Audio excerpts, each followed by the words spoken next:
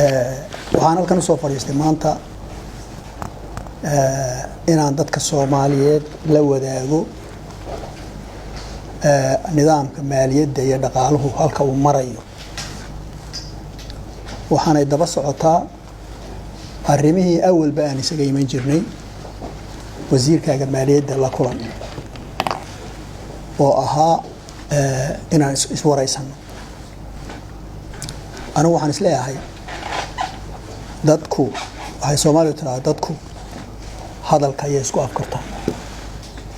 dugaaguna urta iyo dunqaartuba qofka urta ayay isku kartaan markii la wada hadlaba waxagaagaan la isku waraysto marka aniga mas'uuliyadda aad dhiibteen waan aad idinka mahad celinayo dadka Soomaaliyeed siday noola shaqeynayaan siday noola soo shaqeeyeen siday noo toosinayaan aad baan uga mahad celinayaa waxa kale oo mahad celinayaa madaxweynaha dalka Soomaaliyeed oo igu aaminay mas'uuliyad weyn inkastoo maaliyaddu mas'uuliyad weyn tahay haddana maaliyadda dal sideenoo kala ah waa mas'uuliyad aad u ballaaran weyn marka ilaahay inaanu nagu ceebayn ayaan maalintii koodiiba ku ducaysanay inaan ilaahay nagu ceebayn waxa kale oo aan ku talagalay waxa weeye inaan waxaan qaban karno oo toosan oo nidaamsan inaan qabanno inaan adduunyada la falgalno inaan sharci ku socono adduunyada sharciga kala haga sharci ku socono inaan sidii leenooga bartay ee Soomaalida looga bartay ee adduunyada kale uga baratay wax ka bedelno ayaan runtii ku talagalay waxa markaa ay shirkeenani daba socdaan kuwii hore caadiga ah oo daba socdaa wax kale oo aan dhibaato sheegaya ma jirto waxaan doonayaa dad iyo Soomaaliyeed inaan idin sheego maalmihii ugu dambeeyay aan halkan ka hadlo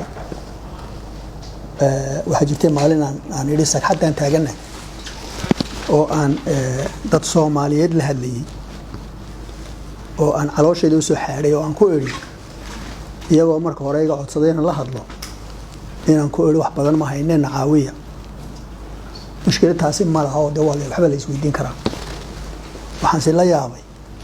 maalintii markaan saxaada yidhi dad baa dabaal degayba ka war waxay u dabaal degeen Soomaaliya saxadii joogtay ay u dabaal degeen earthquake baa dhacay maalinta earthquake saxada Soomaaliya joogtay wala dabaal degaya waan yaabay la wax isku qaban waay ilaa Soomaaliya waxay wadiisanaysan hayne haddaan dadka Soomaaliyeed ee adduunka ku nool 20 milyan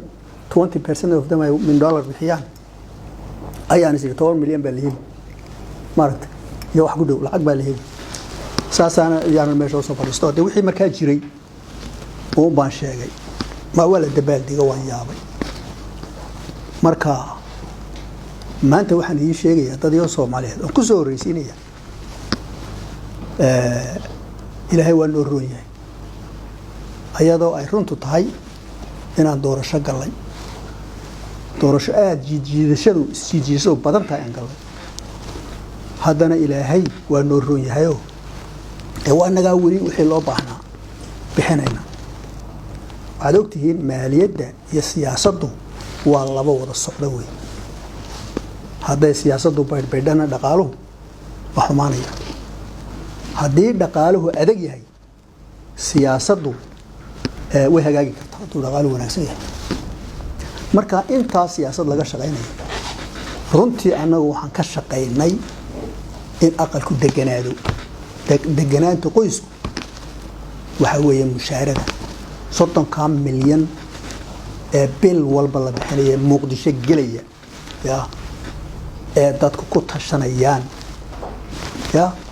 askarigu halkiisa ku nagi yahay qofkii shaqaaleey soo shaqatiga halkiisa ku nagi yahay يعني تاسع أنك نجاقون يا إلى سوق تقشة يا إلى يدول اسم كيمان إلى سوق تقشة وبشارة وين تاس هالك إلى هاي وإحنا جالسين يضاء الدنيا في العجين نجا قوس قوسطي هالك إلى وإحنا جالسين يسجعوك يعديوك يأوك وحول بنا سيستم كجيران يا taasi horta waa taa weeye waxaan maraynaa waqti aan siyaasad ku jiro ilaahay siyaasadda hay naga dejiyo oo hore hay nooga dhammaato 4 sano iyo badh baan halkan joogay anigu daliyo Soomaaliyeed 4 sano iyo badhka aan joogay wax badan baa qabsoomay waxaan anigu kaliya qabtayna kullaba ma oranayo way tahay ma aha mana aha madaxda dawladdan ba qayb ka ah wasiirada iyo wasaaradaha dawladda ayaa qayb ka ah shaqaalaha ayaa qayb ka ah waxa more important qayb ka ah dadka cashuurta bixiya oo aanan mahadooda dhamayn karin ilaahay baa mahad leh ganacsatada ku jirto ee shaqaaluhu ku jiro ee qof walba isxilqaamay inuu wixii lagu lahaa bixiyo ayaa runtii qayb ka ah giddigoodba waan u mahad celinayaa khayr Allah siiyo halkaan maanta taagannahay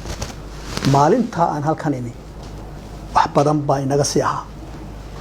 anigu kaliya meelihii adduunkaas sidaa leh idinkuna waa ogti halkaan maalinta aan joognay waxa ay wasaaradda maaliyaddu waxa soo galeen wax yar oo kooban bay yahayba wax yar ee kooban soo galeen ka iman jiray wasaaradda kale iyo NGO kale iyo dad kale oo lacag ururiya wasaaraddu walo jirtaaba lacag bay gooni ururinaysa NGO yaa lacag ururinaysa dad individuals ayaa lacag ururin jiray qof walba contract buu haystay hadda wuxuu doono ku soo tuuray war wasaaradda maaliyaddu maxay markaa ku meeyan tahay waanaysa maxay qabanaysaa wasaaradda maaliyadda shaqadii ugu horeysay ee la qabtay taas ahayd horena waan idin kala wada hadlay maanta aan joogno qof aan wasaaradda maaliyadda ahayn oo wax qaban kara ma jiro waxaan uga mahad celinayaa wasaaradii markiiba isxilqaamay way kala horeeyeen wasaaradii iyo wakaaladii iyo NGO-yadii iyo kastoo NGO-yada qaarkood ay dagaalna la galeen oo yiraahdaan anaga contract baan leenahay waxbaan leenahay haddana at the end of the day way soo wada xanuunsadeen way nagarowsadeen qof waliba wuxuu qaadayay wasaaradda maaliyadda ayuu ku soo wareejiyay lacagaan marka la bixinayo maanta mushaarka lagu bixinaya kuwaas ayay ka mid tahay waxa aan nimi iyadoo aan system jirin oo gacanta wax lagu qaado systemku marka bilow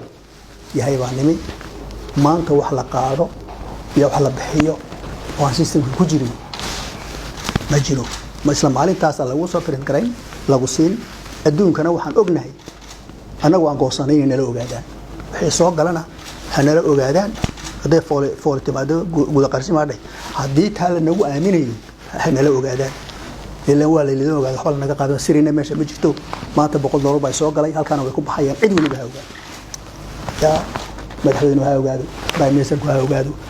ayamtu ha ogaato dadka Soomaaliyeed rabaan ha ogaadaan waxayna soo galay ciday naga soo galeen iyo halkay tageen iyo meesha ku baxayaan hal isla ogaado adeeno fidee mashruuc budgetka ee baarlamaanku ansixiyo ayaa anaga noo hoggaan kaasa dariiqa socona kaasaana nahago oo hogaamiye waxaan halkan nimin iyada oo aan systemkaasi dhisnayn oo aan jirin ayaa halkan nimin maanta systemkaas ayaa jira waxaan nimin iyadoo shuruucda dalka lagu shaqeeya ay wada gaboobeen 62kii 62kii 70adii waxa maanta noo suura gashay waxa soo dhan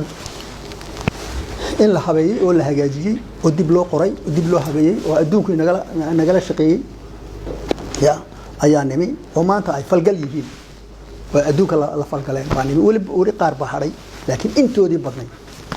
ma kastama noqoto ama revenue ha noqoto ama khayraadka dhulka laga soo saaray ha noqoto ayaa nimi waxaan nimi iyada oo international community-gu wuxuu ina siiyaa yahay waxa la yiraahdo technical assistance so capacity building mashruuca yar wax loo soo iibiyay computer yar lagu soo iibiyo ayaa nimi 16 iyo wax aan ka soo wadanka oo dhan ayaa nimi hadii maanta waa tan maalin hore idin sheegay 1 billion lacag gaadhaba mashaariic oo la saxay jira qaarna imka la saxayo qaarna la saxay doono